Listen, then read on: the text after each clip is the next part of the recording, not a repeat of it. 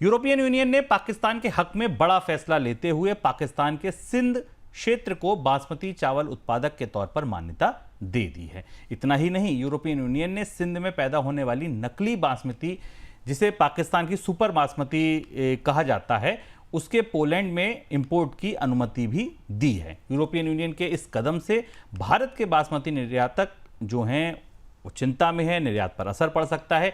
दुनिया भर में बासमती चावल का जितना एक्सपोर्ट होता है उसमें 70 से 80% चावल भारत से सप्लाई होता है, बाकी पाकिस्तान से। लेकिन यूरोपियन यूनियन के इस फैसले से भारत की जगह पाकिस्तान के बासमती एक्सपोर्ट को बढ़ावा मिल सकता है। क्या फैसला है सर, और कैसे कैसे आप इसके असर होते देख रहे हैं?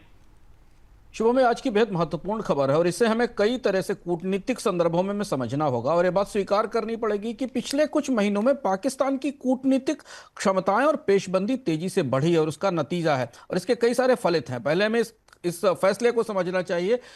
पाकिस्तान ने के लिए यूरोपियन यूनियन ने सिंध के रीजन में जो पैदा होने वाला बासमती, उसको जीआई टैग दे दिया है या मान लिया है कि ये चावल बासमती की कैटेगरी में आता है। भारत और पाकिस्तान के बीच बासमती चावल की जो जियोग्राफिकल इंडिकेटर टैगिंग है, जिसके आधार पर बासमती ब्रांड पर भारत का हक है, इसको लेकर पूरी दुनिया में इससे पहले भी विवाद होते रहे। ईयू ने यह कहा है कि सिंध के हिस्से में जो चावल उगाया जाता है वो बासमती के टैग में आएगा, उसका आयात भी किया जाएगा और उसके साथ पोलैंड के लिए एक रास्ता भी खोल दिया गया है।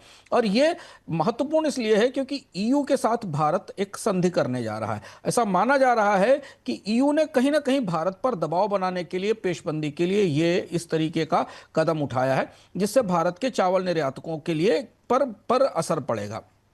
चूंकि बासमती के लिए एक exclusive area of cultivation define किया जाता है, तभी जीआई टैग मिलता है कि इस एरिया में इसकी खेती की जाएगी। और भारत में एक निर्धारित एरिया है भारत का जो गांगे क्षेत्र का इलाका है, उसमें पंजाब, हरियाणा, उत्तरांचल और वेस्टर्न यूपी रीजन्स हैं, इन्हें बताया जाता है। लेकिन पाकिस्तान ने के भी अब कई सारे इलाके इस व्यवस्था से बासमती के दायरे में आ जाएंगे। तो क्या ये डील से पहले किसी तरीके की दबाव की रणनीति है ईयू की? सरकार की तरफ से भी इस पर स्पष्टीकरण नहीं आया है, लेकिन भारत के बासमती निर्यातकों के लिए ईयू के बाजार में अब इस फैसले के बाद प्रतिस्पर्धा भी बढ़ेगी और कीमतों में भी होड़ बढ़ेगी। देश में विदेशी निवेश को बढ़ावा देने के लिए केंद्र सरकार सरकारी बैंकों में विदेशी निवेशकों की होल्डिंग लिमिट बढ़ाने पर विचार कर रही है। बैंकों को फंड जुटाने में सहायता के लिए सरकार विदेशी निवेश की लिमिट बढ़ाने के बारे में सोच रही है। फिलहाल सरकारी बैंकों में विदेशी निवेश की जो लिमिट है वो 20% है। इस खबर के बाद बुधवार को सरकारी बैंकों के शेयरों में तेजी देखने को मिली। सर, क्यों जरूरत पड़ी इसकी, और क्या सरकार अपनी हिस्सेदारी घटाएगी फिर? ये भी महत्वपूर्ण फैसला है और बाजार ने इस पर प्रतिक्रिया की। भारत में सरकारी बैंकों में विदेशी निवेशकों के लिए विदेशी निवेश की सीमा 20% है। वोटिंग की सीमा तो इससे भी कम है, वोटिंग राइट्स तो केवल 10% के आसपास है।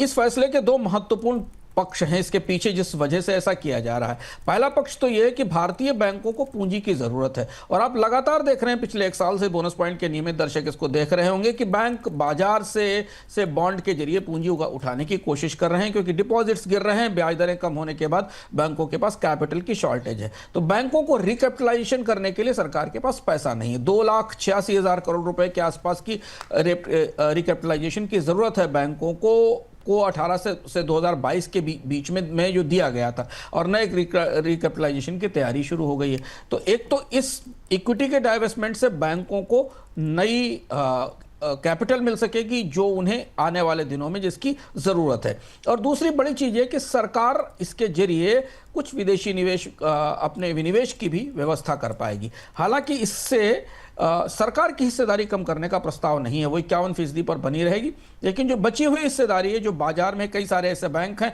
जिन बैंक्स की हिस्सेदारी अभी बेची जा सकती है, वहां विदेशी निवेश की सीमा बढ़ाई जा सकती है। तो ये फैसला अगर आने वाले दिनों में आता है तो लंबे समय के बाद भारतीय बैंकिंग सेक्टर में विदेशी निवेशकों के नए रास्ते और नए विकल्प खुलेंगे और इससे विदेशी निवेशकों को जो कि शेयर बाजार में निवेश कर रहे हैं या इसके अलावा जो डायरेक्ट निवेश करने वाले, उनके लिए भी प्रोत्साहन बनेगा।